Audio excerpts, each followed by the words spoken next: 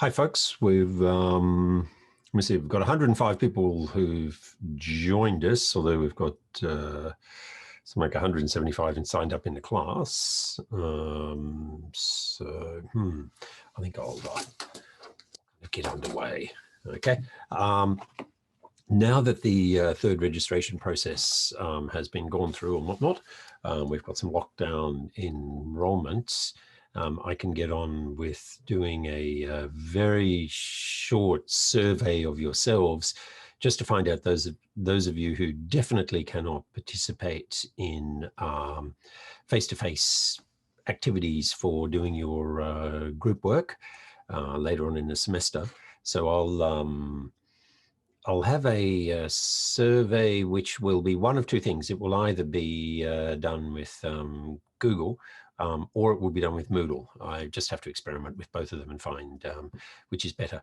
The Google form of it is easier, but the Moodle form of it has the advantage that it links directly to the entire class list, so I can check to see who hasn't actually done it yet. So I'm probably more inclined to do it Moodle-wise, but I'll send you a message or which explains that. Okay, you just simply have to identify your constraints, whether you stuck abroad or domestic, but unlikely to be able to come to campus, for whether it's you've got health issues yourself or family members, for example, which makes it risky to come to campus, all of those kind of constraints. If you, of course, with due regard for your personal privacy, if you just give me some indication of where you are, particularly whether you're abroad, and increasingly it's looking unlikely, if you don't already have your student visa, that you won't be that it'll be rather difficult to get back, because Japan's really dragging out the process of even accepting student visa applications, let alone processing them. They kind of floated the possibility they'd start doing that again once they got through these special measures, like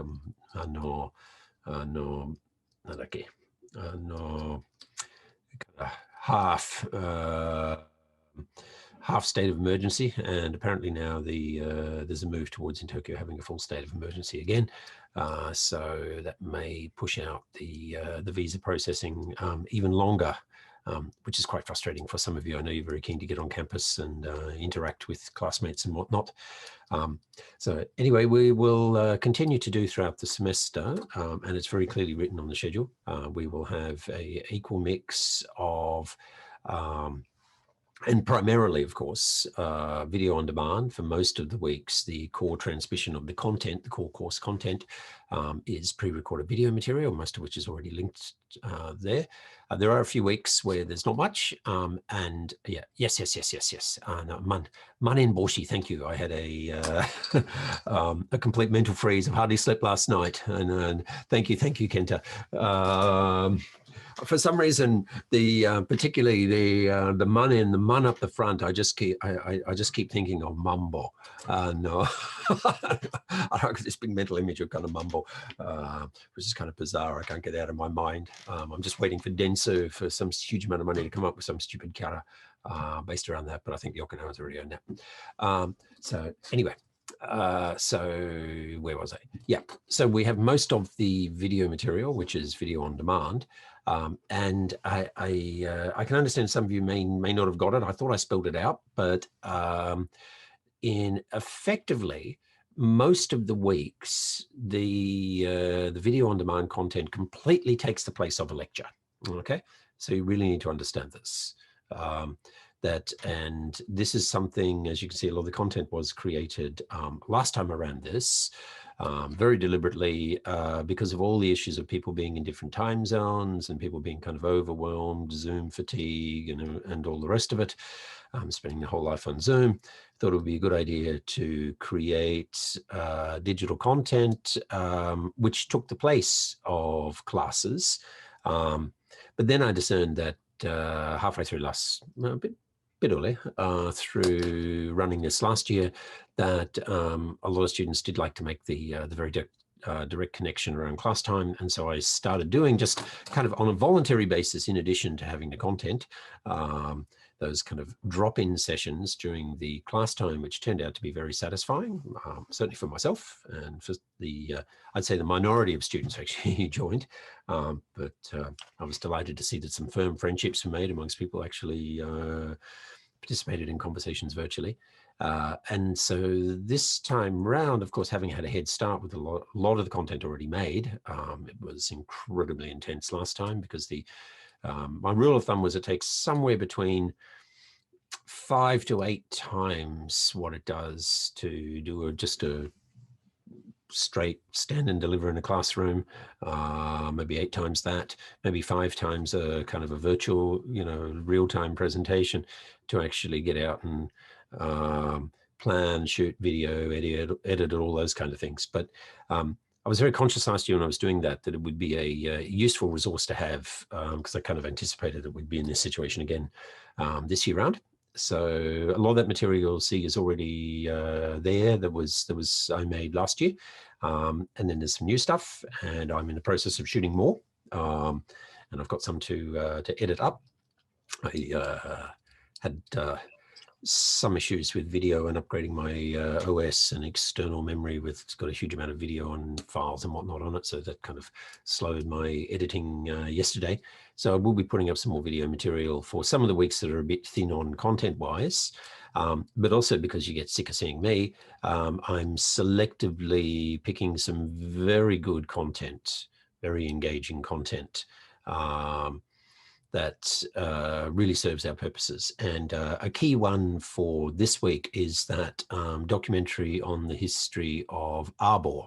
Following our theme, one of our case studies through the semester is the ski and snowboard industries and what happens around that. Okay, so we deliberately kind of start off with an industry focus, and then we look at a particular firm in it. And then later on, when I talk about branding, I'm going to highlight some of the interesting dynamics with a whole bunch of proliferation of brands there and different subcultures, because it does get very, very interesting. Very clear distinction, for example, between the subcultures associated and several subcultures associated with, say, snowboarding compared to skiing, for example, with very different kind of origins and historical demographics, although they're kind of coming together in interesting ways. And some companies manage to straddle them, cross over them, companies like K2 and Salomon and whatnot.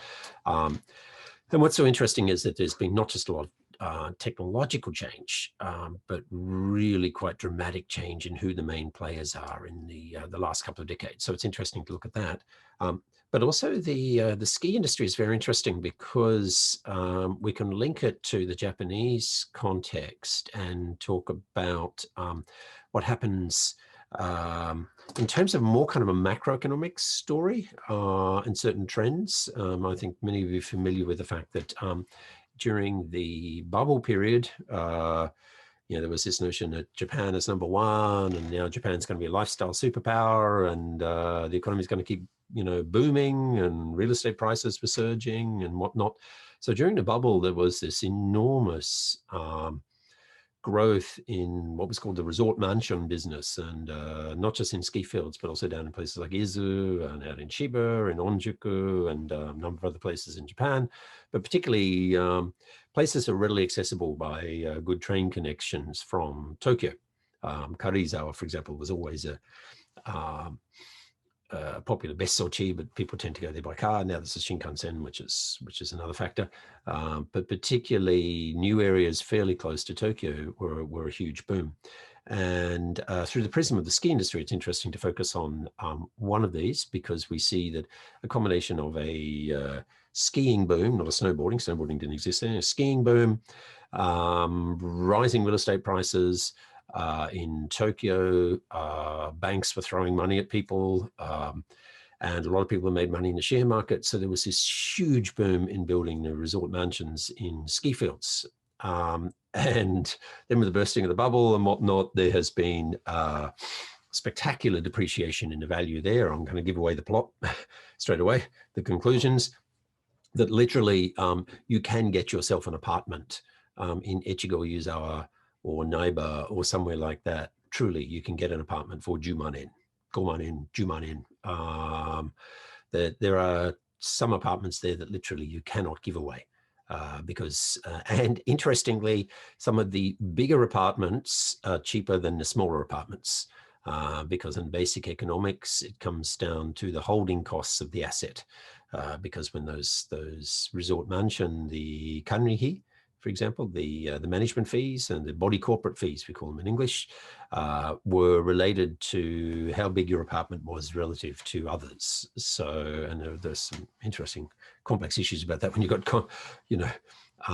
common infrastructure, daiokujo, onsen daiokujo, and a whole bunch of things that everyone can use equally. And some people are paying 4 or 5 times the kanrihi of others who've got a smaller apartment.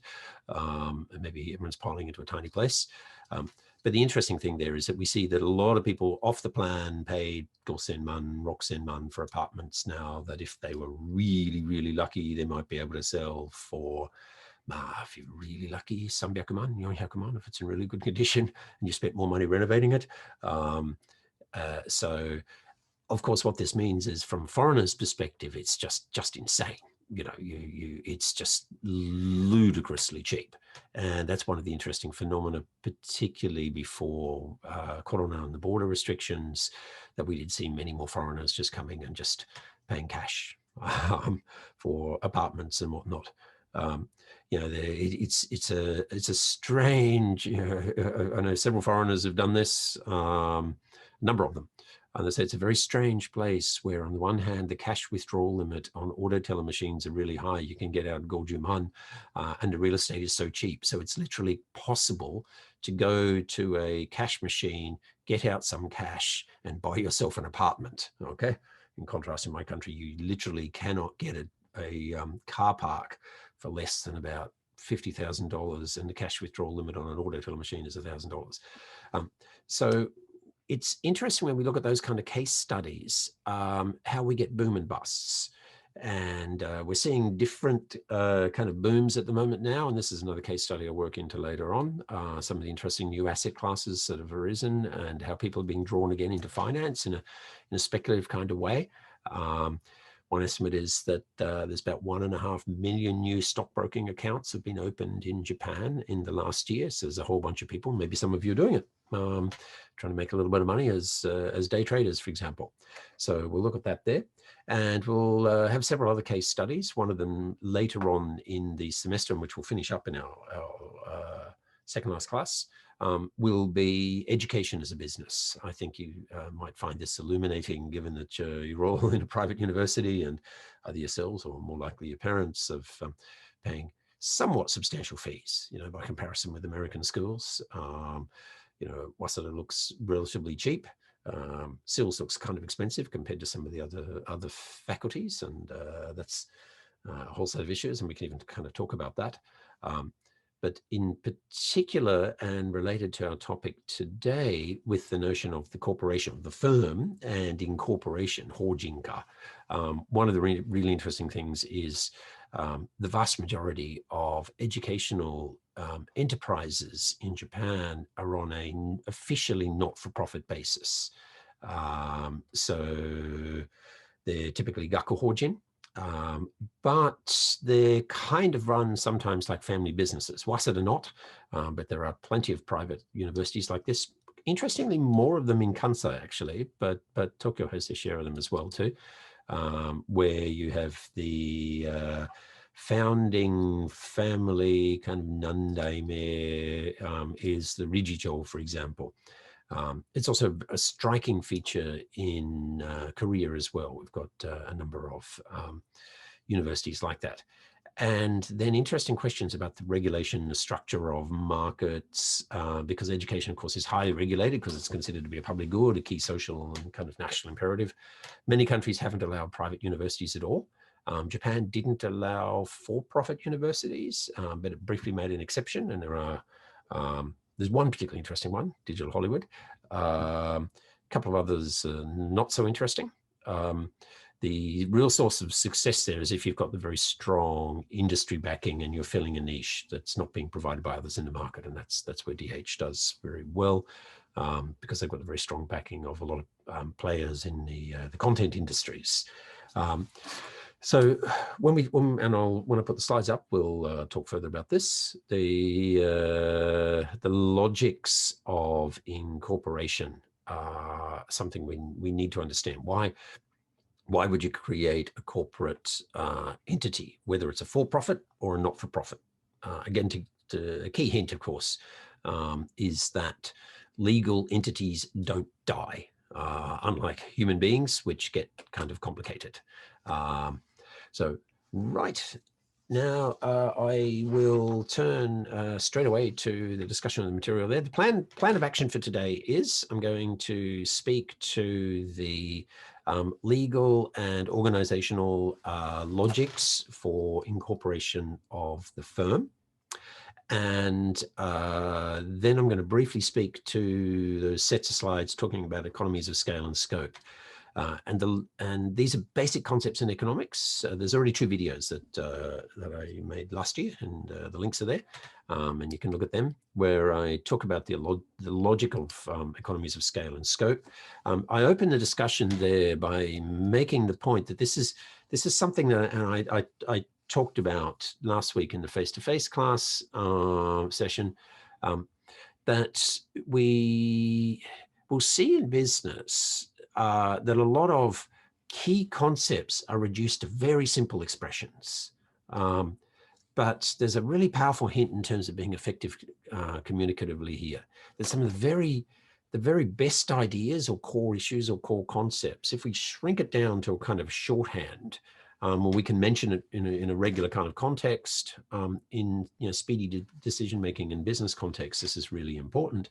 But like all well-formed ideas, it has highly expansive properties that the more you think about it, the more applications you can find for it. This is what really good theory is.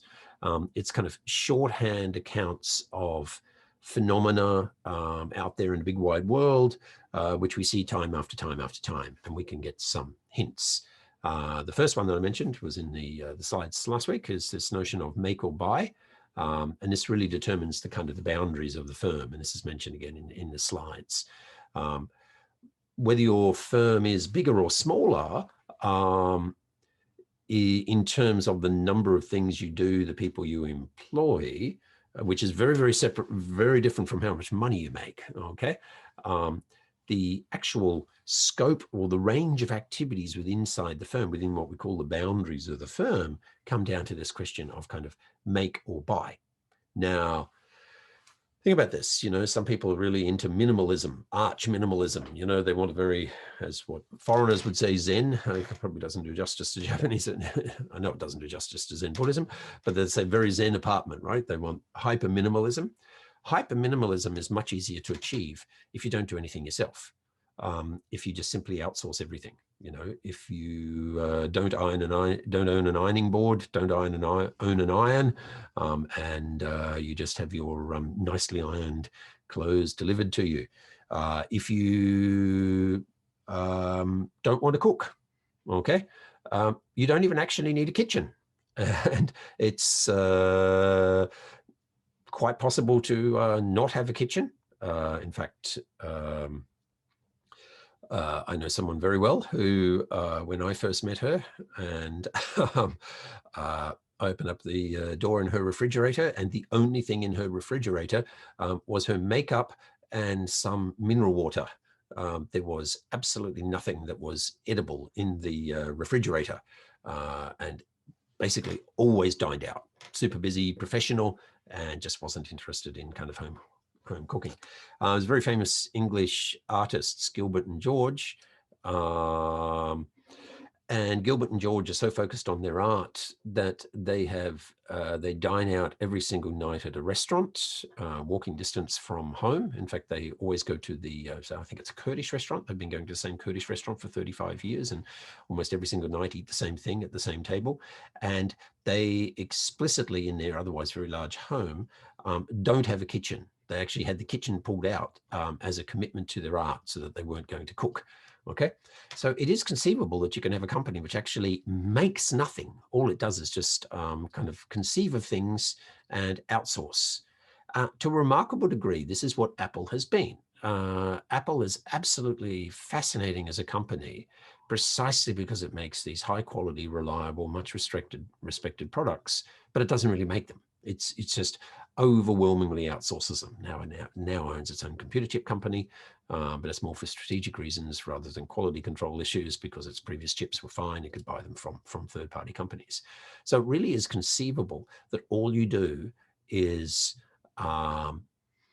think, develop strategically, innovate, market, raise capital, communicate. Those kind of functions can be very effective. This is by and large what Hollywood studios, what we call the studios now, scarcely run studios at all these days. Overwhelmingly, the great Hollywood studios are really financing and strategy and branding distribution machines more than anything else. So where we draw the boundaries of the firm become absolutely critical. One of the logics here is with scale and scope, that simply if you make a whole lot of things at mass volume, you can often make them more cheaply. So that often suggests that the best thing to do is to combine lots of small businesses to get those economies of scale. This is the great rationalization we saw in late 19th century industrial enterprises in America. That the really wealthy people of the day, people like Andrew Carnegie, Vanderbilt, and others, J.P. Morgan, they became so incredibly wealthy, so powerful, because they took relatively small businesses and things like railways, steel, and combined them with many competitors. They bought up their competitors and combined them into huge enterprises and gained efficiencies. But then you move too big, which becomes a problem. Now, without further ado, I've given people enough time to turn up. Everyone, if you can put 3 in the attendance. Okay, I've been a little bit generous. So just fire away there. I do like to have people turning up in a timely fashion. So the plan of action, I'm going to go through these slides, and then we'll do a Q&A, and then I'll make some remarks for those of you who were, for whatever reason, unable to be at the face-to-face session last week, which, as I said, was voluntary. I had a couple of people all worried, writing to me saying, am I going to be disadvantaged by this? No, absolutely not. I'm absolutely committed to making sure that no one is disadvantaged for not being able to be on campus. That was one of the core promises. It's there up front in what I said in the first class. It's there on the syllabus, and I absolutely kind of hold to that. Okay, just one other reminder, we will have our first quiz next week, and the content of the quiz will be primarily the slides you've got, the video material that's directly linked to in Moodle. Okay, so you've got have a look at all of that stuff there. And then there's that one source about markets and market systems, Charles Lindblom. I'll put a question or two on that as well. Okay, quite straightforward, really. You know, the material that's all linked to there in Moodle, because we don't have a textbook, so just simply engage with that instead. Right. Excuse me. Yes, please. How long is the quiz? Like, how many questions are there? Oh, well, I haven't made it yet. Oh, okay. I think now, did I the thing is, I was so organized back in January, February, that I've actually forgotten what I've decided. I think I decided, I can't remember if I decided 20 or 30. I'll email everybody on that. Okay. Okay. Is there like a time maximum or Yeah, no? yeah, absolutely. It will open exactly at 1 o'clock. And you'll have an appropriate time to do it. Okay, so depending on 20 or 30 questions, I have a formula. You know, people have somewhere between a minute. I work on roughly a minute and a half per question. Okay. Okay. So why do I? That's enough time for people to think about the question, double check if they're not so confident in their English, to read and reread the question. Not enough time to start Googling for answers or kind of diving into the slides and trying to find the answers there. So it's not too much of a rush, but there's not enough time to do this collaboratively with other people. Okay. There's not enough time to do the quiz, and I know the trick, to save your own as a PDF, your own attempt, which displays at the end, and then to send your PDF to your friend. So there won't be enough time to do that, but there will be enough time for you to be able to do it. Okay. And yes, the quiz content will be questions 1 to 3. It's done next week, but we're always in the rear vision mirror. We're always looking back 1 week. Okay. I don't expect people to have covered the material which is listed for the week when the quiz is. Okay. So 前の週までのコンテンツまでですね。1週間前まで。Okay. Right. Okay, thank you. Okay. And don't freak out about it. Take it seriously, but don't get obsessive about it. Okay. And lots of people always ask me these really, really trivial questions. Several people got, obsess about things like, is it sortaiteki, zentaiteki? Overall, at the end of semester, it is obviously sortaiteki. Okay. It's not absolute grading, it's relative grading. For the very simple reason that SILS has a grading distribution policy. Not everyone can get an A+. Not everyone wins the race. Okay.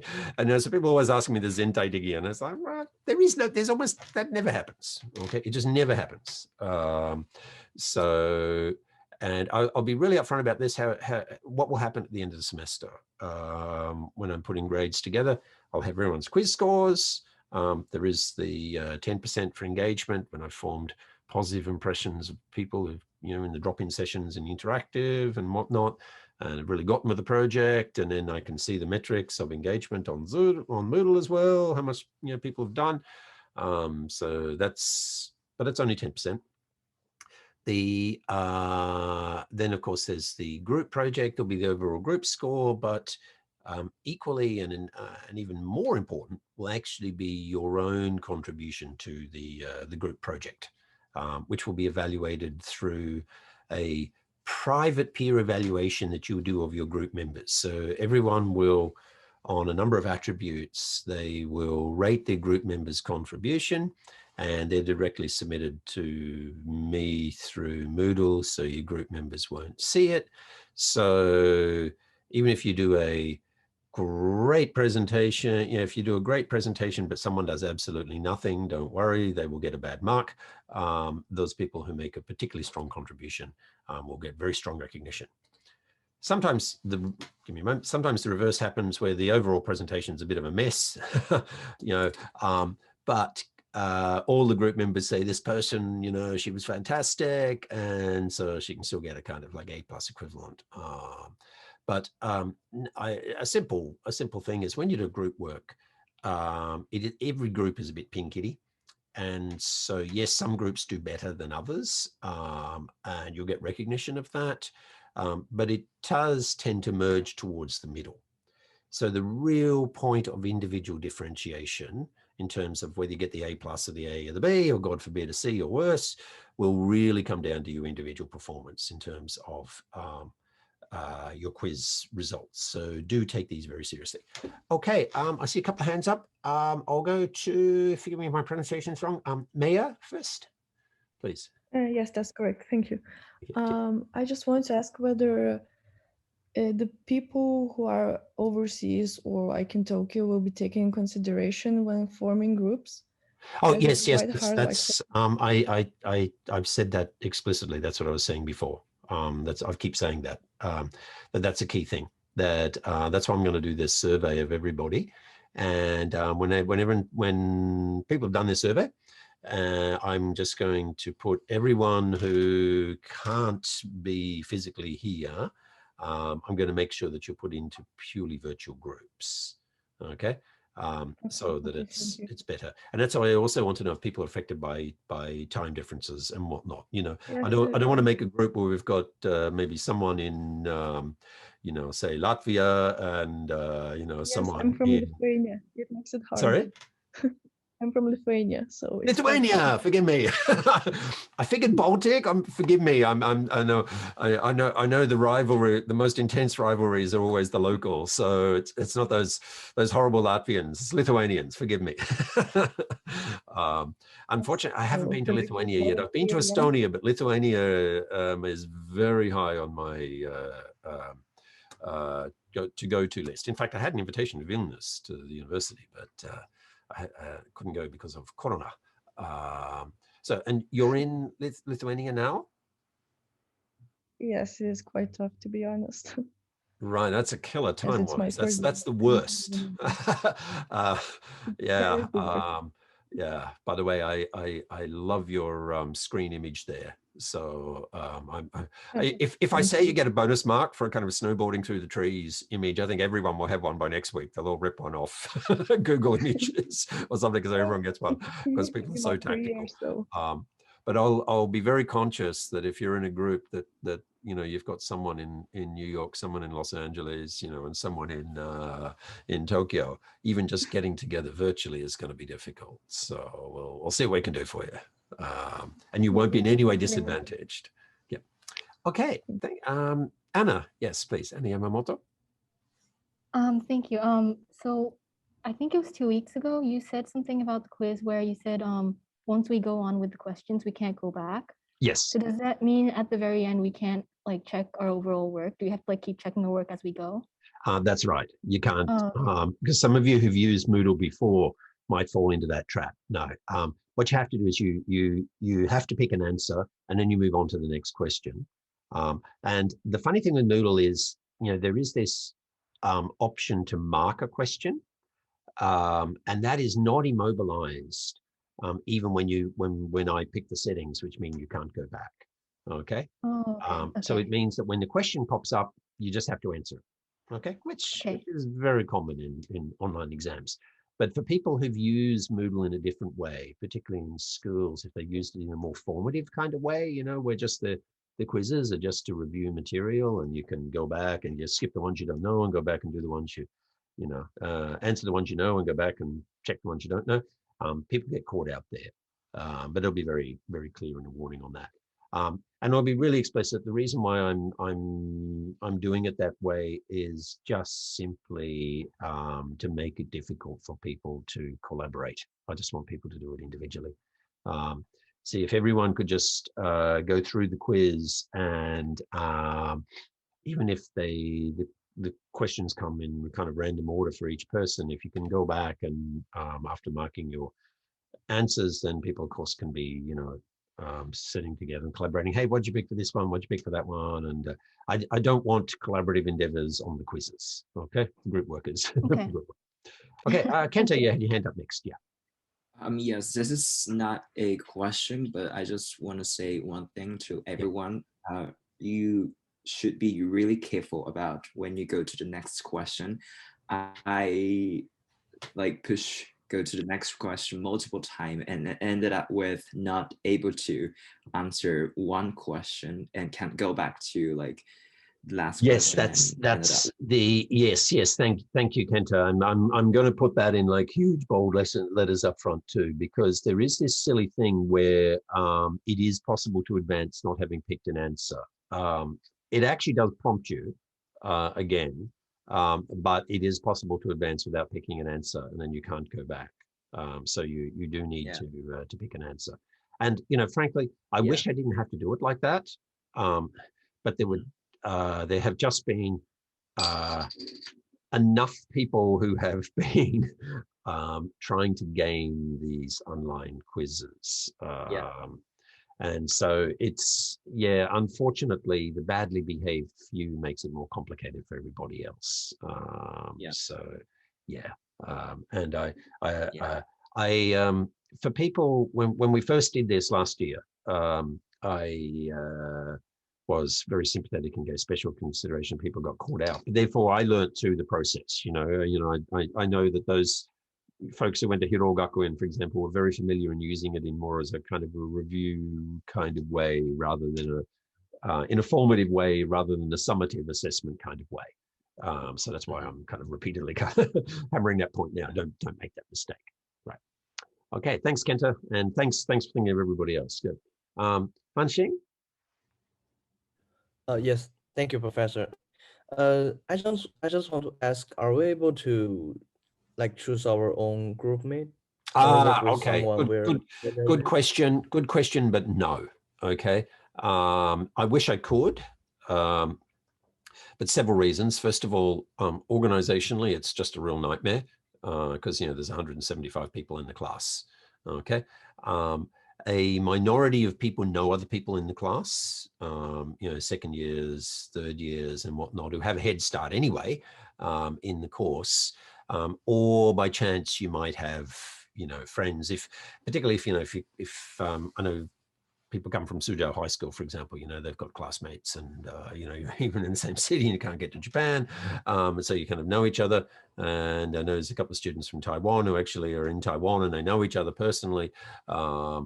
Can meet up face to face. So in some sense, having them in a group would be nice. But the alternative perspective is that this way I actually get to organize the groups by academic year, by gakunen. And as I said in a face-to-face session, I did this last year, and the really interesting thing was the first semester students, ichinense, haritate, ichinense, actually their groups did much better projects than the second years and the third years who were taking the class. And which was a very powerful lesson for me. It kind of reminded me that lots of highly motivated, smart students come to SILS and then get poisoned by the lazy influence of some of their senpai when they meet them face to face. Okay, and particularly Sakura become a kind of komakashi rakusho kamoku sagashi kind of juku, and that was one of the very nice things discovered, that our first years last year, their attitude to study was much less polluted by their lazy senpai. Okay, so those of you who are ninense but still very majime, please, some junsei-sa keep shite kudasai. Okay, and the first year students as well. And I'm in two minds. If I mix up the groups, it is good in the sense that you get to meet people across academic years. But I think the higher goal is for first year students in particular, and even second year students haven't been on campus really, to get to know, make friends in their own academic year. That's the rationale. Also, third years, we've even got a couple of fourth years here, may even have fifth year, I think. It's a bit difficult to tell because we have some students who take a leave of absence, and I've got a couple of Korean students who took time off from in the military and whatnot. And so that actually, so the gakunen looks very high, but they're actually like, second year, first semester equivalent, for example. So it'd be difficult. But particularly say third year students, they have a better understanding of each other's situations with, things like internships, and even a couple of fourth year students, right? Like Hishini Shikatsu, Shiteru. So what I found in the past, unfortunately, if we had mixed academic years, some of the third years and the fourth years were a bit uzai senpai towards the kohai, doing a marunagi nage, leaving all the work to them, and then just saying, "Oh, I'm really busy with shukatsu, so yattine." And so uzai senpai daikirai. Joge kanke mo daikirai. Okay, we're super flat. I know, like Murakami Takashi's art, I have a very super flat approach, like modern enterprises in the most dynamic places like Scandinavia and Silicon Valley and everything are as well too. Okay, so I put you largely by gakunen. There may be a little bit of variance because the numbers won't neatly divide up. Okay, I can't tell you exact numbers or the size of the group, but they won't be too big. They won't be too small. Okay, it's like the Goldilocks thing: not too hot, not too cold. The porridge. I don't know if anyone knows the Goldilocks and the Three Bears story, but it's the Goldilocks effect. Not too many, not too few. Too many, free rider problem. You think everyone thinks it's someone else's problem. Too few, and if someone gets ill or whatever, then it becomes really, really tough. Okay, any other questions? I was going to do the Q&A later, but we might as well do it now, seeing we're talking about it. So fire away now if it's assessment related. No? Okay, good. Anyway, we'll have another round anyway. So let me turn to the company in law and logic.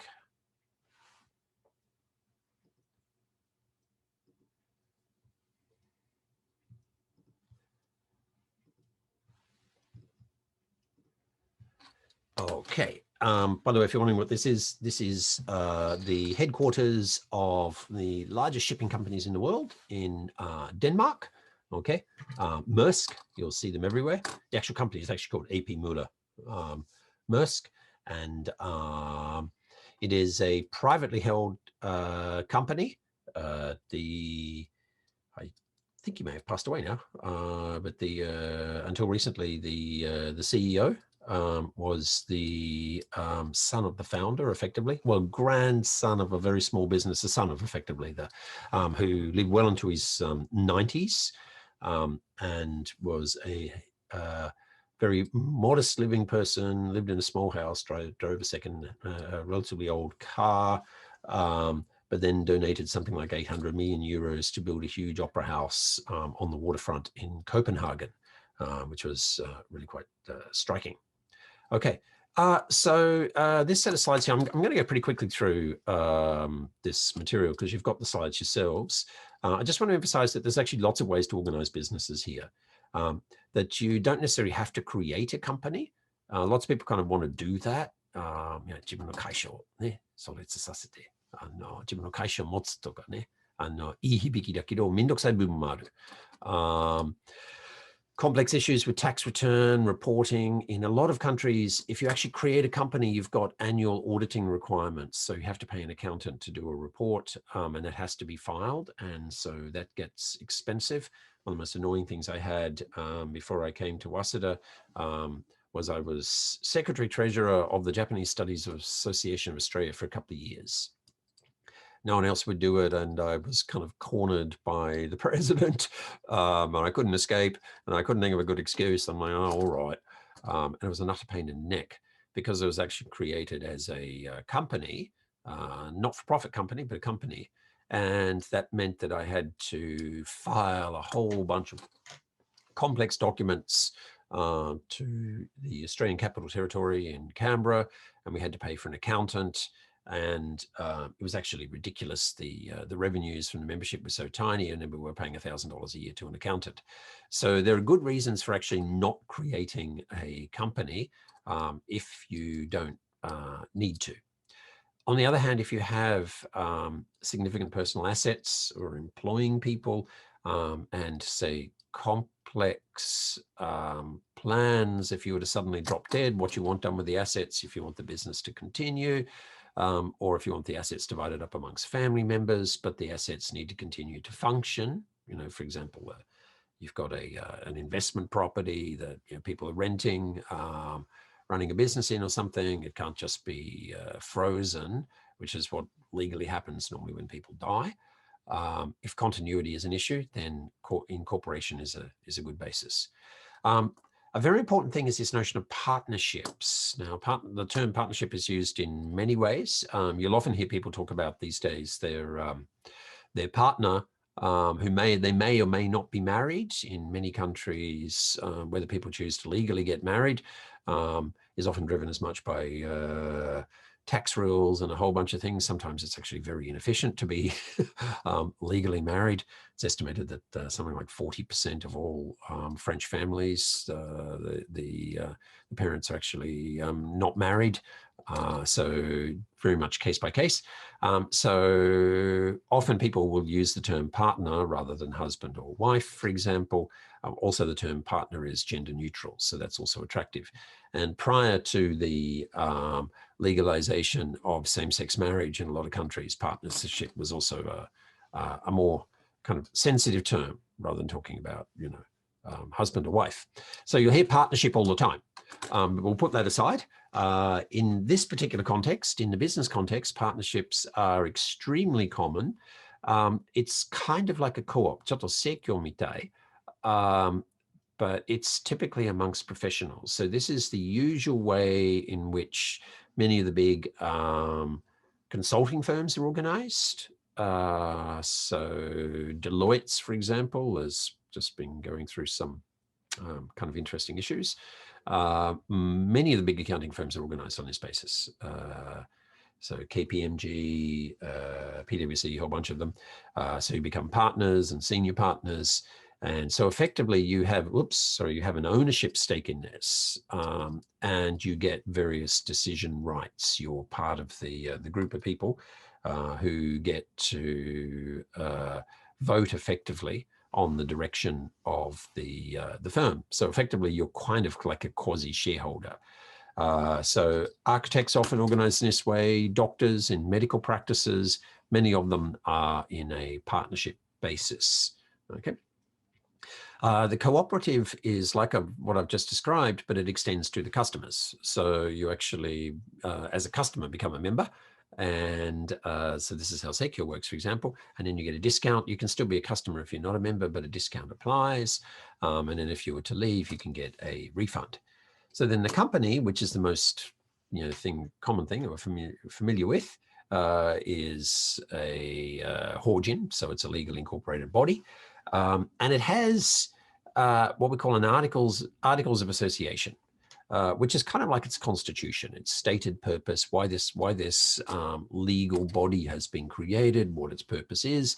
Historically, in order to get permission to create a company, you had to specify very clear purposes, and you had to, when the incorporation was first established as a routine practice in Holland and in England, for example, and Scotland in the 17th century, you would apply to the king, the queen, the parliament, for example, for permission to create a company.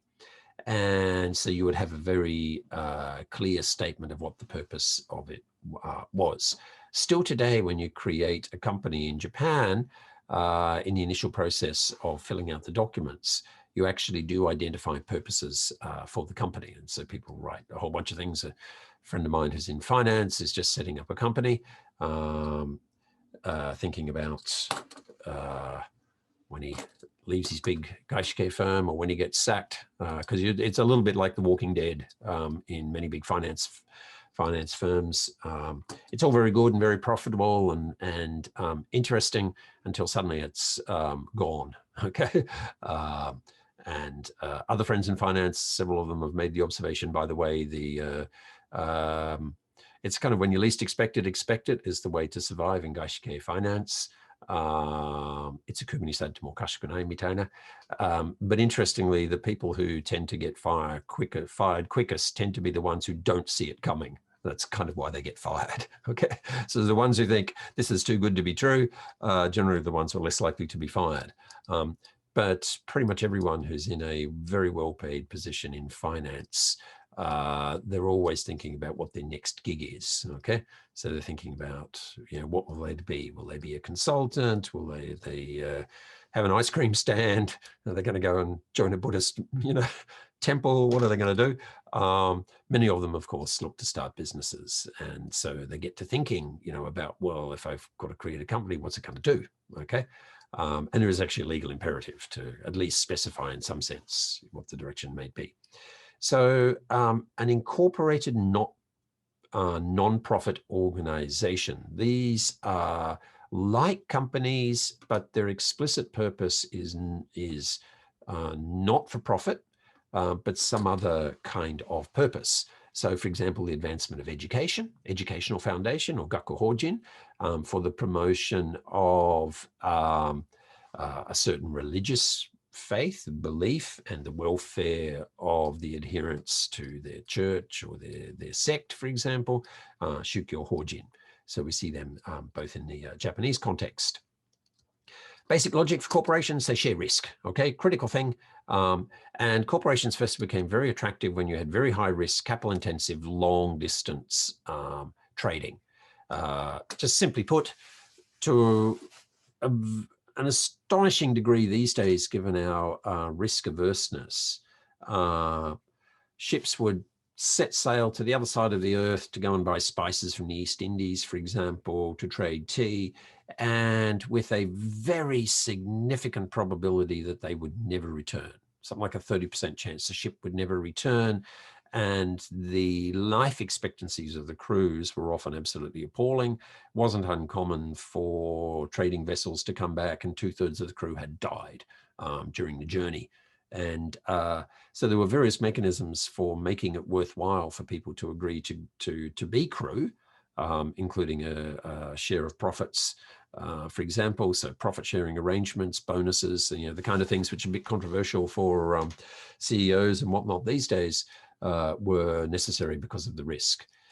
Anyone who knows Shakespeare's famous play, The Merchant of Venice, knows that the whole, you know, the awful situation where the guy finds himself in debt to the moneylender Shylock comes about because he loses not one but several ships. The ships don't come back, and so he's a merchant and has cash flow problems, and he's unable to repay a loan that he's supposed to pay. So it's no surprise that we see some of the earliest use of the corporate form in places like the Netherlands, you know, out of Holland, Dutch long-term trading ventures, and then out of London. Amsterdam and London become the two major sources of financing, and still today, you know, London still dominates the world. New York would be second in terms of financing, which goes back to these early days, of course, not just of empire per se, but certainly the age of exploration, the age of trade, really before the age of empire. To a significant degree, actually, those major corporate entities such as the British East India Company become a vehicle for imperialism. Both the Dutch East India Company, the British East India Company, both of them at one point actually have larger private armies than the national armies in a really striking way. Key logic and innovation with the corporate form is limited liability. So the shareholders have liability only up to the amount of capital they've invested in the firm. And so shareholders have no personal responsibility if a company fails, leaving creditors, people who are owed money by the firm, leaving them unpaid. And I've had repeated experiences of this. I've lost plane tickets last year with an airline went bankrupt. Actually, the annoying thing was I simultaneously lost plane tickets and also had shares in the airline as well. So I lost everything, both in terms of my shares in the business, but also I was on the other side as well. So I was protected as a shareholder. No one came to me saying you have to pay up more money because we've got to refund some of these plane tickets, you know, the monies we got for plane tickets, so we can no longer honor. Okay, and I've lost count of how many times I've lost out either as a provider of a service or having bought a service which hasn't been able to be delivered by a company, and then it's collapsed. The worst one was another airline collapsed years and years and years ago. Ansett Airlines. I had 2 tickets to Japan, and I didn't even get back the tax that had been paid to the government by the airline before it actually went bankrupt on the tickets for the flight. So effectively, what we see is limited liability makes it easier to raise capital from people. And it was historically very controversial. And I go into this in rather more detail in my advanced course, Enterprise and Governance. But there were plenty of people, including Adam Smith, the very famous Adam Smith, who people accuse of being uber liberal and whatnot, but Adam Smith was very critical of the notion of limited liability because he thought that it would lead to irresponsibility, what we call the socialization of losses. Now, he lost the argument for the very simple reason that it turned out that actually limited liability firms found it much easier to raise capital, took on many more business projects and often risky business projects, which turned out to be very socially valuable. Large proportion of the railways, for example, that were rolled out across the United States and really made the United States possible as a unified nation were funded by limited liability firms. And the innovation, by the way, with limited liability actually started in the United States. And it was various states competing amongst each other to attract investment, particularly from London, by offering more favorable terms for investors. California was one of the last to accept full limited liability. And this only happened just around World War II.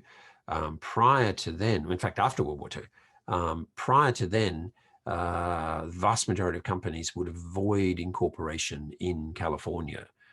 You can actually see a reference to this if you watch the film The Aviator about Howard Hughes.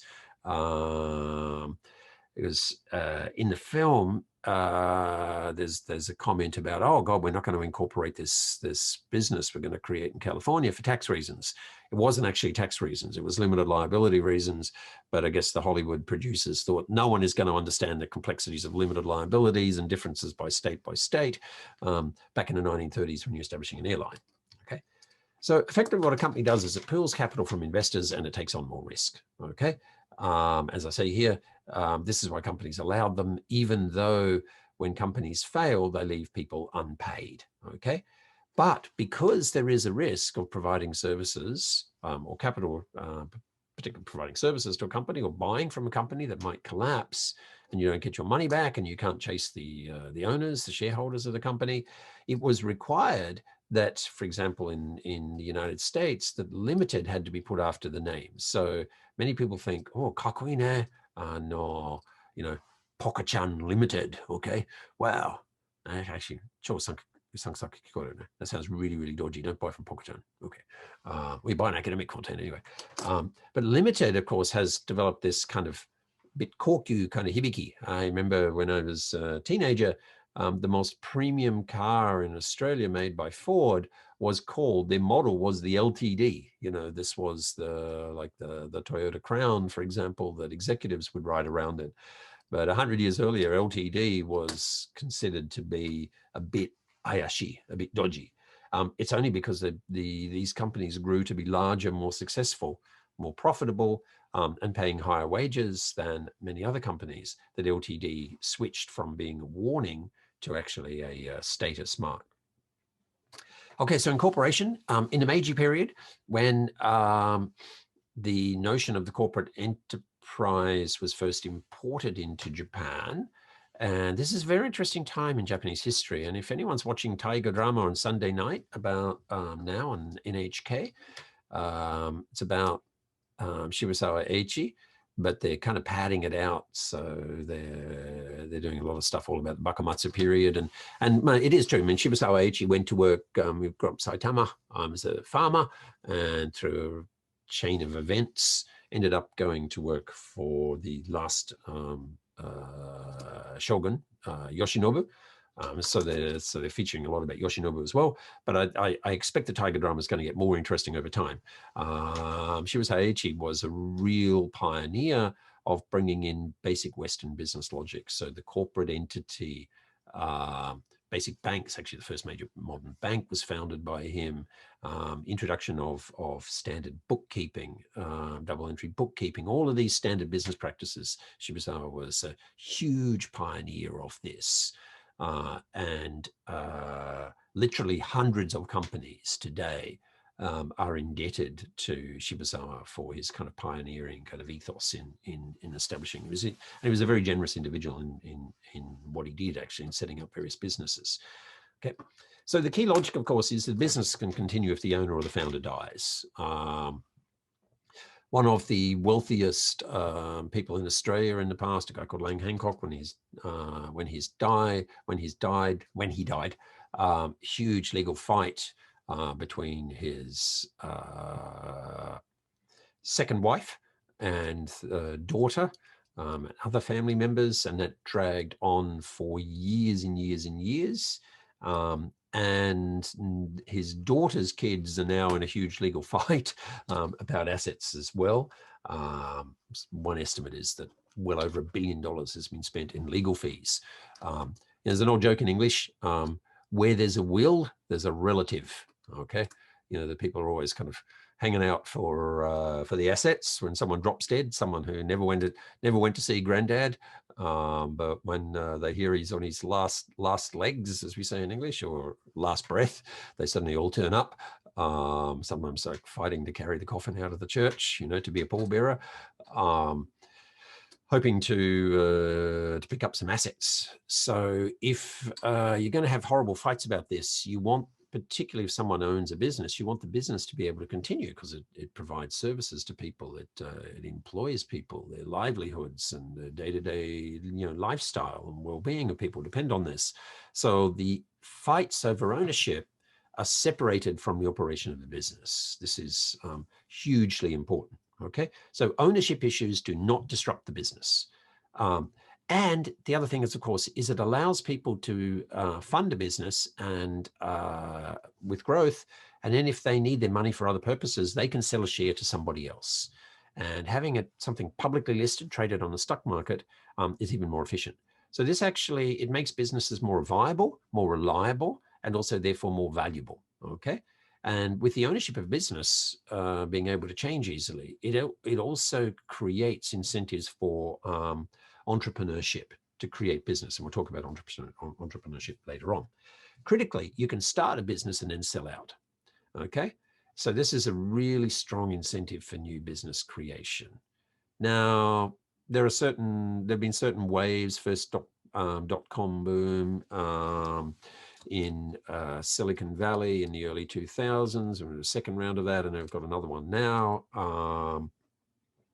There's a lot of people, MBA students and whatnot. They want to make a startup. They want to do an IPO. They want to get rich, okay, and then they want to, I don't know, move on to something else, or buy art or retire to the Bahamas or whatever they want to do. If they're actually creating valuable enterprises, that's okay. But there is some skepticism at times. But anyway, the new business creation thing, we see some places are much more dynamic than others. Japan has a relatively weak startup culture, I'd say, compared to at least the West Coast of the US and probably the US as a whole. In terms of new business creation, statistically, Finland, Sweden, Denmark actually look even stronger than the United States. Israel does too. So actually smaller countries have very significant cultures of innovation. Some of the businesses we take for granted today, for example, Spotify, were created by some Swedish university students. Actually, the Swedish Zemise, who went to high school with the founders of Spotify, they asked him to be involved and to develop the business in Japan, but he did kind of shukatsu here instead. I don't know if he regrets that or not. And anyway, it's of course an extraordinarily valuable business now. A really important point here is about kind of specialization according to particular skills and personality. Some people are real creator types. They're very good at thinking of new things, solving a problem in an interesting way, establishing something. There may be less the kind of person who wants to just run something to maintain something or fine tune something. So the real kind of innovators, sometimes the breakers, okay, the breakers of existing systems and innovating new things. So some people are better at that, and so they can do that. They can sell out to other people who may be more consolidators. Or very often what happens is they create something new that's interesting, and then they sell it to an existing business, which is very good at running existing businesses. And so then they can move on to their new project. And we see so many instances of this, even extraordinarily wealthy people. They just love the thrill of creating new enterprises, and it's actually not about the money. So we can see in so many ways, someone like Jack Dorsey, for example, with Twitter and Square, is involved in doing so many other different kinds of businesses. So government has effectively made incorporation easy. In the United States has always been the pioneers. If those of you who've spent time in the States, would know that you see advertisements on TV, set up your company for $49 in Delaware, click on this online. It's, you can do it in no time. I've already said many NPOs are already not for profit by definition, but are incorporated bodies because of the accountability. That's a key thing. Assets can be managed. And one of the really important points here is that it's often easier to change the ownership of a company than it is to change the ownership of an asset. Okay. Now, this sounds a bit weird, but for example, a building, if you sell a building, you have to pay very significant tax in terms of transferring the title of the building and whatnot. So you know, in the Japanese case, very significant transaction costs involved with that.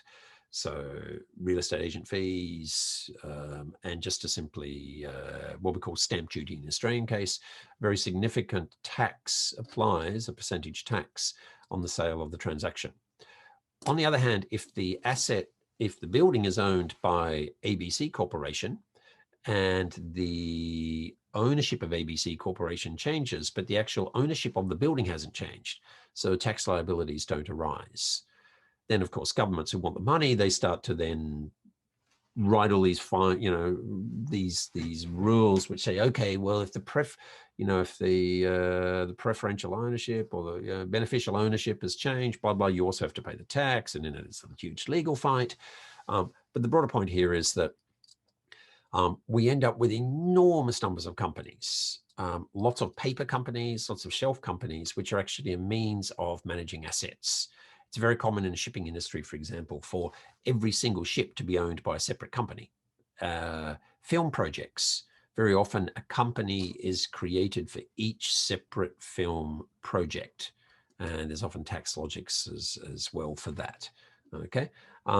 It also makes very clear cut the beneficial ownership, because in any particular project, you have to create shares and shareholders and the relative percentages of this. You've got 10% of the shares, you've got 18%, you've got 2%. Okay, the people know their share of any profits which will accrue. Let me just take a squib. Let's squib with this. Now, of course, we tend to think of the company very much in terms of its identity that it puts out into public space. There are enormous numbers of companies that you never heard of because they're known by product brands, for example, one that I've already mentioned in designing corporate communications, and which will figure here as well too. One of the most successful companies in Italy is a company called Luxottica, which makes an astonishing proportion of the glasses, sunglasses and glasses frames and whatnot, whether it makes them under license or a whole bunch of brands that it owns. So we navigate the world through brands and to some degree through corporate identities, which can become brands too. One of the complicated things is very often when people create a company, they create it with a name that captures the business intent, but then their business evolves over time. By the way, more and more businesses have just moved to initials when they move past the original purpose. EY, was Ernst & Young, for example, an accounting firm.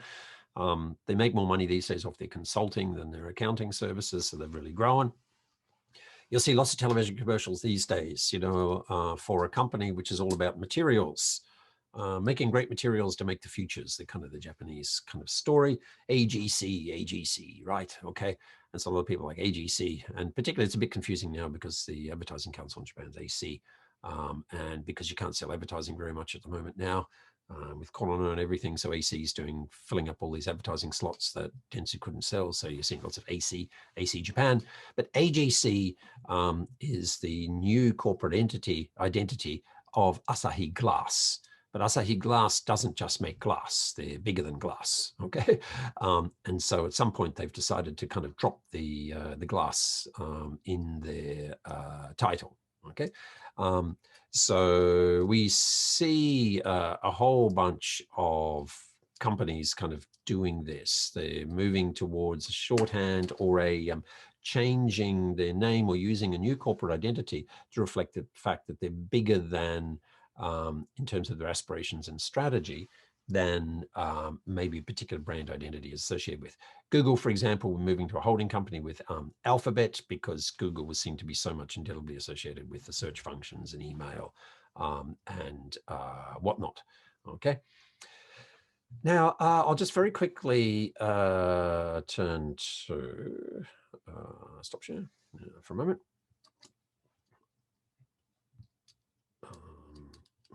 My face again, and you probably don't want to see too much of me. I'm just going to very quickly go over to the slides, which are largely covered in the presentation, which I'll speak to just a little bit, okay? Businesses large and small.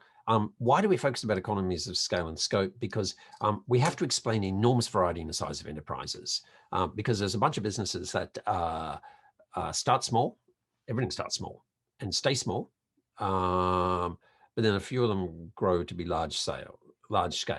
And so these concepts are critical to explaining why businesses become very large scale and come to dominate. So, you know, the scale economies, the sheer efficiencies involved in sharing what we call overheads, general operating costs. Now, more and more contracting is very sophisticated. So you don't necessarily have to do that stuff within the boundaries of the firm. You can be an effective outsourcing firm, so you can stay relatively small in terms of your operational scale. You can become the world's most profitable company, as Apple is by far, by overwhelmingly outsourcing the production of its product, for example. So there's various ways to capture scale economies, and it's not necessarily the case that it brings it inside to the business. But historically, that has been a major reason why businesses grew so large. There is the notion in economics of technically efficient scale. Some things are just best made in very large volumes. Some things just are really bad when you try and make them in large scale.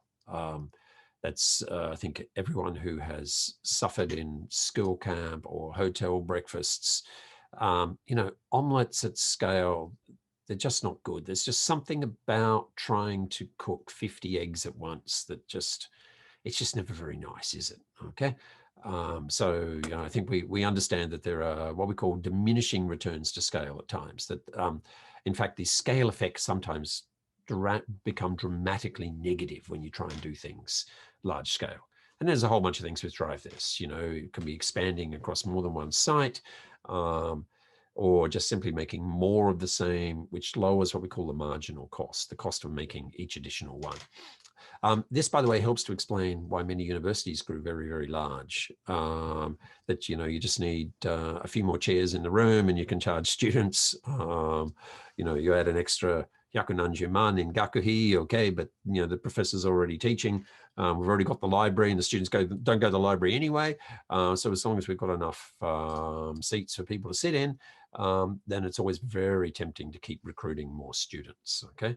By the way, Australian universities have been hit very, very hard with the closing of borders, not being able to bring fee-paying international students, because the Australian government was very lazy and effectively told the universities, you know, kind of rely on the international student market, and they became extremely good at that.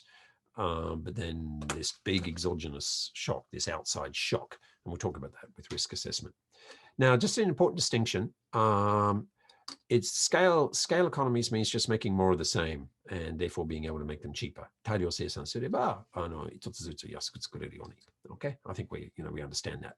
And this helps to explain the astonishing cheapness of so many manufactured goods. And we'll talk further about that. Manufactured goods are like mind-bogglingly cheap in terms of average incomes these days. Another way for businesses to expand is just to bring more aspects of the business into the boundaries of the firm by function, okay? Apple now is making its own computer chips. For many, many years it outsourced it.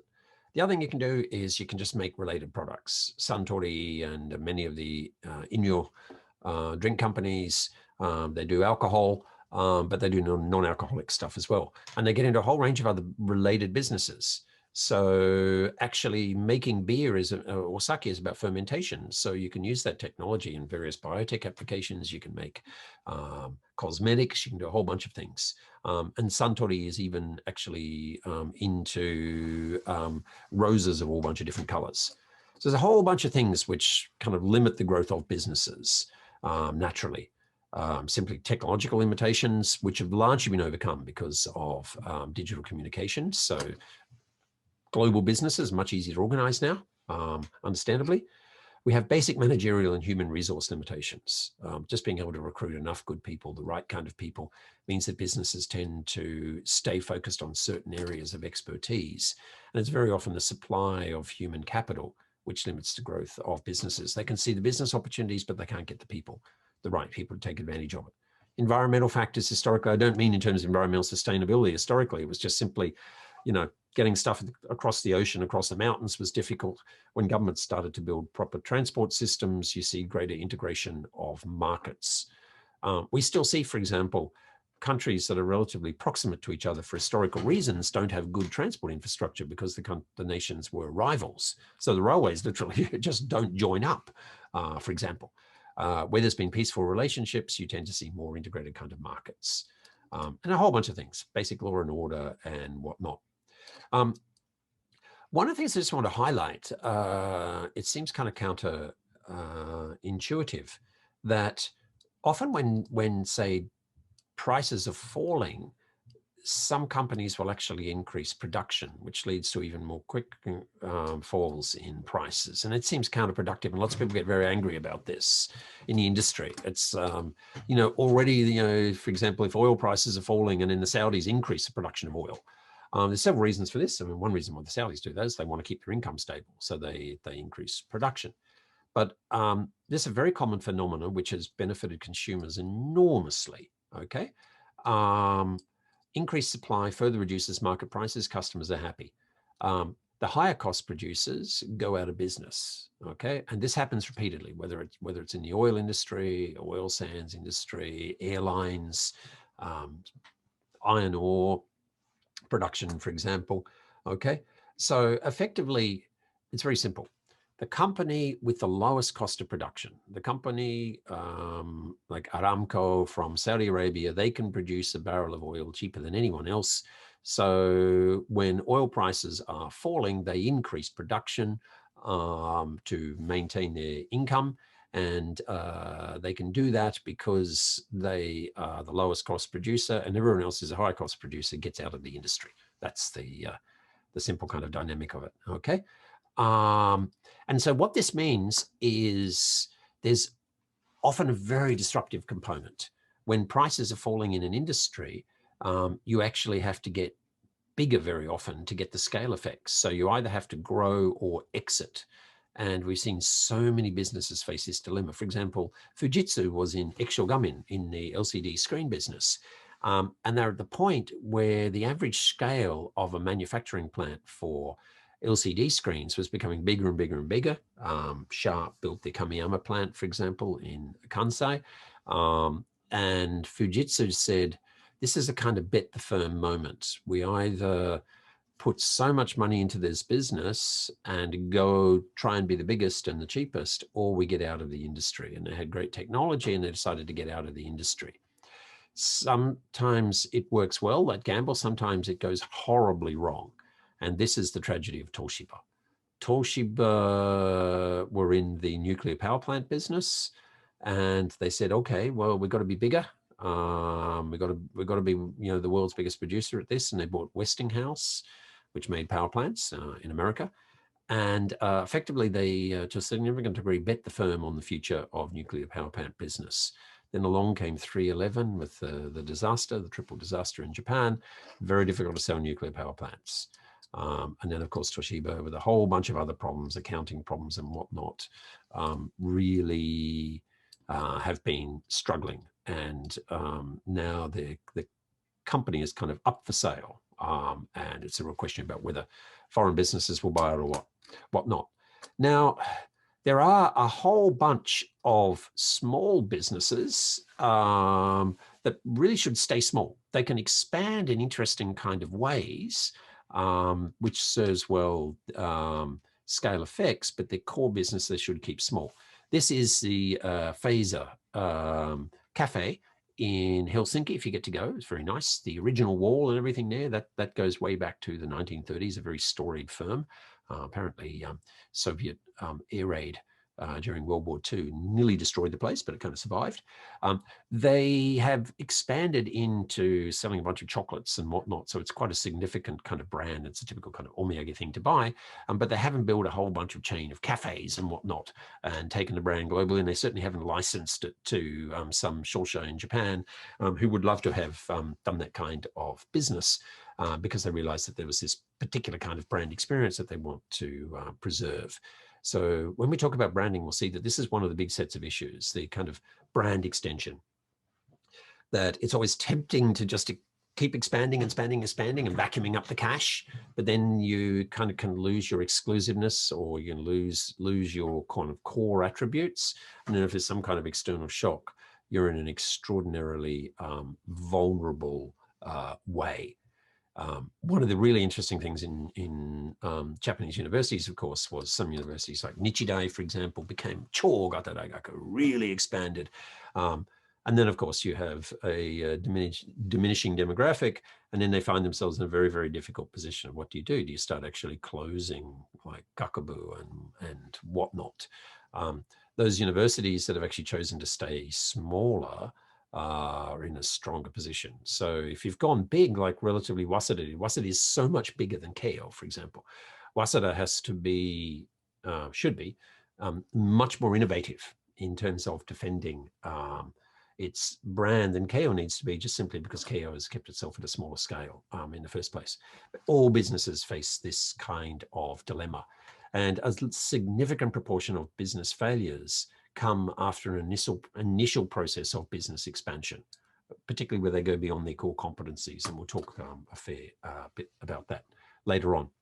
Okay, now for the benefit of those folks who couldn't join us in the session last week, I just want to make a few comments. Not very long, spent a bit longer on this than I intended to. So anyway, I can come back to this and we can do an interactive discussion another time anyway. If people have questions. Let me just throw up the markets thing.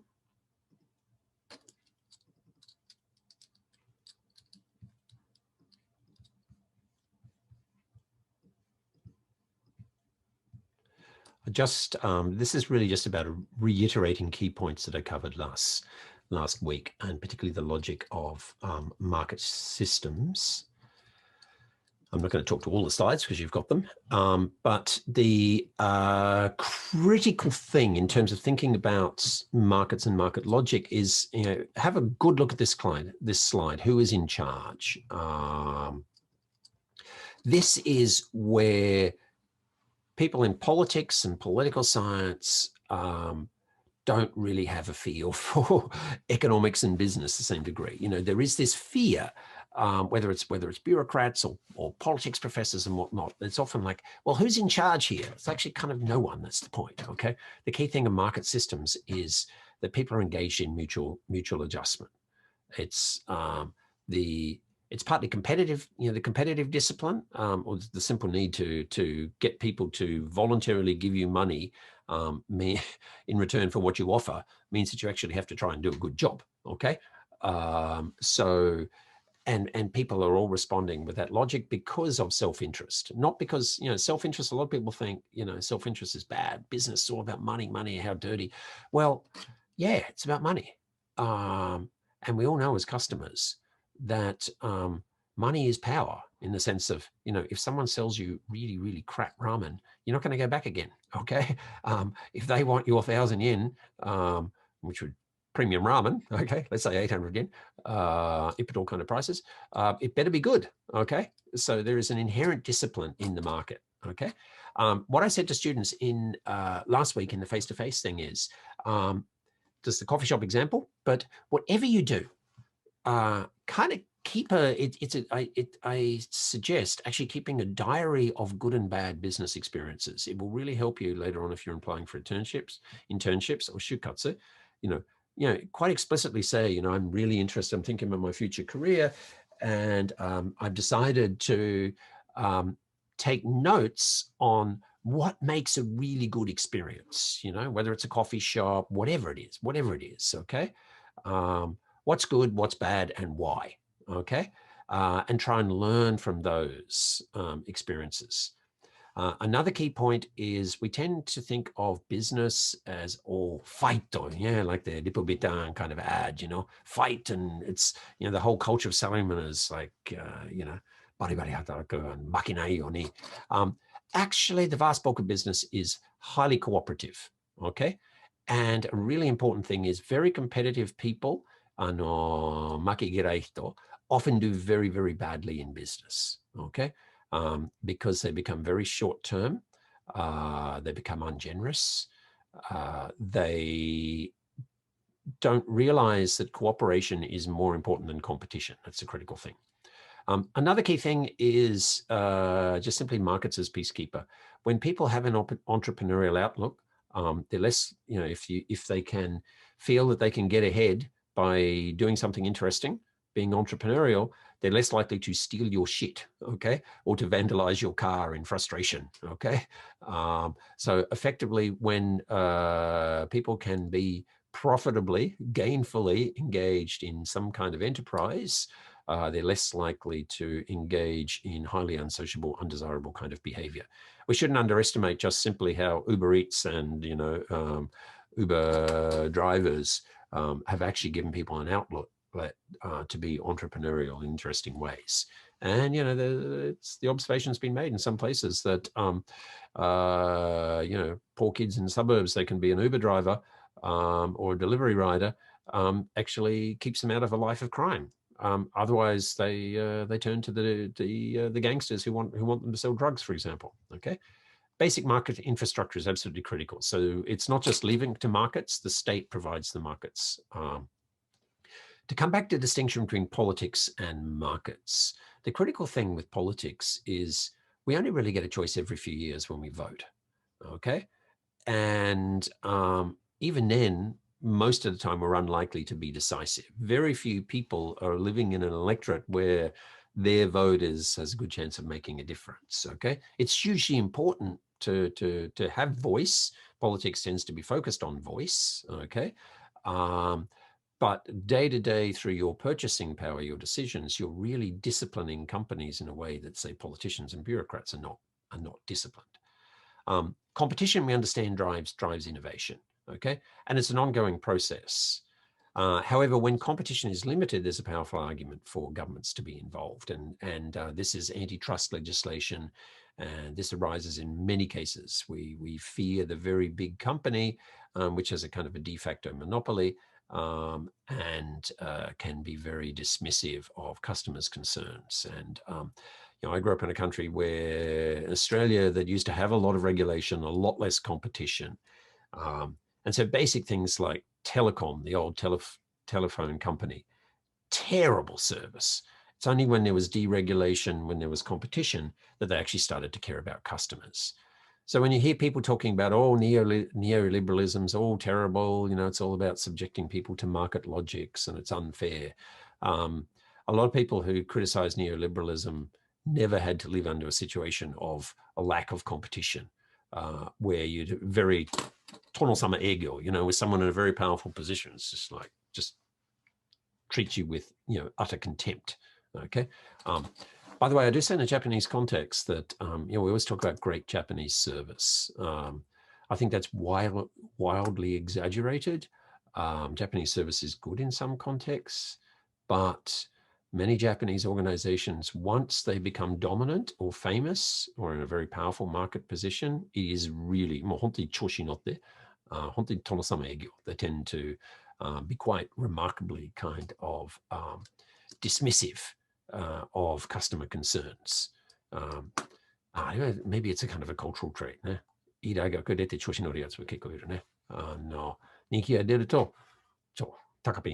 Okay, don't be that. Okay, stay humble. Okay, service oriented. So the key thing, of course, though, is within markets, we have these huge organizations, which are even bigger often than whole countries. The turnover of Toyota or Nissan is larger than the GDP of New Zealand, for example, which is quite a sobering kind of statistic. And so Lindblom very famously refers to companies as islands of command coordination in a sea of market mutual adjustment. So our image of the market, where you go like the flower market in the morning and you're kind of, negotiating, with to buy, roses, gladioli, whatever on bulk for your flower shop, is very different from, of course, from these large kind of hierarchical enterprises. Make or buy, we've already talked about this, and we'll come back to this later on when we talk about the theory of the firm and transaction cost theory. But this really leads us to a lesson for all of us as well, okay? What are your core competencies? What are the core competencies of the business? What are your particular strengths? It's a dilemma for companies, it's a dilemma for individuals. Do you focus on what you're really good at? But what if what you're really good at will no longer be in demand? You're going to have to grow and get good at something else. Okay, so companies are always trying to strike a balance, just as individuals are. And I think this is one of the most interesting things about learning business. That even if you never go to work for a company, that most of the issues, in general terms, that apply to businesses to a remarkable degree apply to us as individuals as well too, and any kind of organization. If a university has to get smaller, it has to make a decision, well, what do we do well? What do we not do well? Okay. Once upon a time, they would just chase all the enrollments and but say in the Japanese market now, and we'll talk about a case study of this, it's actually kind of downsizing. So nani ga tsuyomi nano ka, nani mo nai ka, aru ka. And we all have to think in these kind of terms, especially as our roles become more highly specialized over time.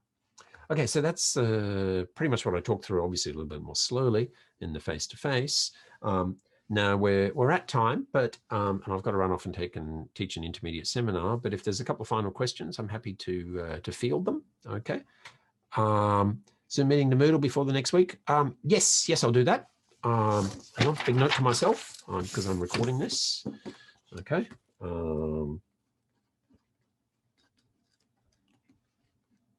Okay. So Moodle. There we go. I should write it on my forehead. Okay, cheers. Any other questions, suggestions? If not, I have a powerful suggestion for anyone who doesn't have a class in period 4 or 5. It is a gloriously nice day. Go out and savor it. And a final story on this, I was in a class, political theory from Hobbes to the present day, in a windowless room with a professor when I was a second-year undergraduate.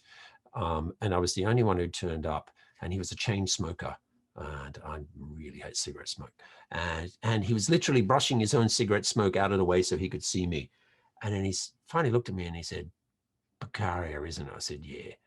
And he said, "What the F are you doing here? Go out and fall in love. See something beautiful, write a poem, whatever you do, but F off, will you?" Well, okay then. And off I went. Okay, and then I wrote 2 essays and he gave me a high distinction for the course. It was one of my weirdest moments. I don't think that anyone's going to tell you to F off in SILS. And someone just said, should you skip 4 and 5? If you want to skip 4 and 5, but for God's sake, don't tell the professors I told you to. And I'm certainly not telling you to F off. But if you don't have periods 4 and 5, I suggest you take a walk and savor the good. Okay, because it's going to get, especially in Tokyo, it's going to get really, really crappy in Tsuyu. So we have 1 month of beautiful weather. So, yep. Live like there's no tomorrow, but do your homework just in case there is a tomorrow. Okay, guys, thank you very much. It's next week is the content is overwhelmingly video on demand. There's a lot of it. Okay, engage with that. But also critically, you've got your quiz. So we won't have a session then. And then the following week, we'll have more content on demand, but we'll also have a drop-in session for people who want to. Okay, thanks very much, and talk to you soon. Cheers. Thank you. Thank you, Professor. Thank you. Professor. Thank you. Yeah. Professor, just to make sure, so for the quiz for next week, that means that the quiz will cover up for week 2 and 3, right? Up to 3, yes, but not beyond that. So just up to today, yeah. Oh, it's for today. Okay. Yeah, up until today, yeah. Thank you. Okay, cheers. Okay, have a good day. Okay, cheers. Bye. Professor. Hi. I just have a question. Yep. Do you have to read anything else other than the slides and the No, there is a link to the Charles Lindblom. You could follow that up. There's a sample text, but if you just engage with that material, then that'll be fine. Okay, I'm going to send an email to anyone with a reminder anyway. Yeah. Okay, thanks. Okay, cheers. Hi, can I have a question? Yeah, sure, fire away. Could you just please quickly differentiate expansion by scale from expansion by scale again? Scale and scope? Right. Expansion by scale and expansion by function, sorry. Oh, yes. Okay, scale and function. Okay, so scale really means just making exactly the same thing. Okay. Okay. So let's say you're a bakery, and you know, you're making let's say you're making croissants. Okay, and so Okay. you have more ovens, more bakers and whatnot. So instead of selling, you know, 100 croissants, you can sell 500 croissants. And therefore you can buy your flour and your butter cheaper, and you get more efficient at it. So the cost of each croissant falls, and so you make more profits because you make more. Okay. Now function goes further. You might add an extra thing. Let's say you're also making chocolate croissants. Okay. Now that's scope because you make a slightly different product. But if you start to make your own pâtissier's chocolate, you know, so if you buy your cocoa and you start making the chocolate to go in the croissant, okay. So like the university, for example, you know, if we had our own publishing business, and universities have often had this, you know, shippangaisha, or just a printing press, you know, because we have entrance exams, we could outsource the entrance exams, or we could do it ourselves. So it's adding that extra part of it. You know, it's when Apple starts to make their own computer chip rather than buy them from Intel, is expanding by function. Is that clear? Okay. Yes, I think it's clear. Thank you so much. Okay, cheers. Can I ask a question? Yeah, sure, yeah. It's like, it's from last week, but I'm kind of confused about the transaction cost theory and like how like make or buy is like the starting point of it. So like, can you explain? Right. Yep, sure. I really rushed through that. Okay. It's a key thing in microeconomics. I'm not really going to spend too much time on it now. I will come back to it later in the semester. But the basic transaction cost theory says that whatever we do has costs. So, for example, if I'm going to outsource Gaichu to buy, there are certain costs, you know, we call like search costs. I have to find which company can best supply my needs, and what we call monitoring costs, so search and monitoring costs, you know, to make sure that people are giving me the good product. And then there's the cost of negotiating the deal, coordination costs. You know, if on the other hand, if I make them myself, I've got different kinds of costs. You know, I've got to hire my own people. I might have to license some technology. I might buy the machines. So there's capital costs. So transaction cost economics just looks at the costs, all the costs of however we do this. Okay. And the transaction means, you know, like a trade. So it starts off with this idea that it starts with the logic that in markets, you know, if you pay money, people will do things for you. So why would you ever do anything yourself? Okay.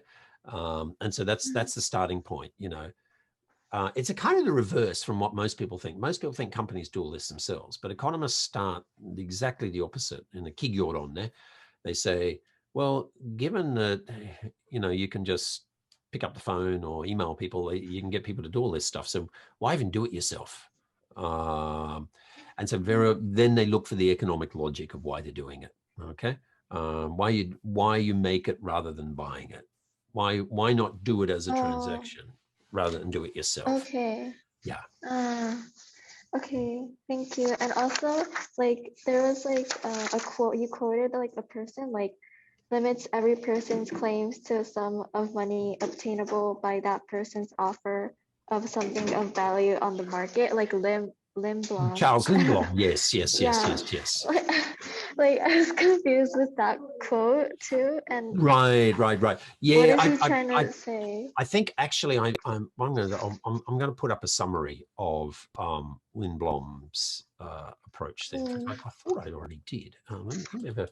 I've got to run, but let me just quickly. I'm sorry. No, it's okay. In fact, I'm wondering myself whether I forgot to put the link up.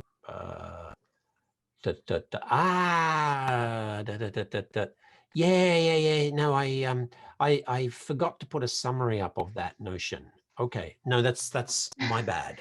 Okay. Okay. I guess that's a bit difficult to follow then. All right, I'll put that up and I'll tell everyone about it. So thank you, Una, for asking about that. Okay, okay, thank you. Okay, cheers. Thank Enjoy you. your day. Okay, bye.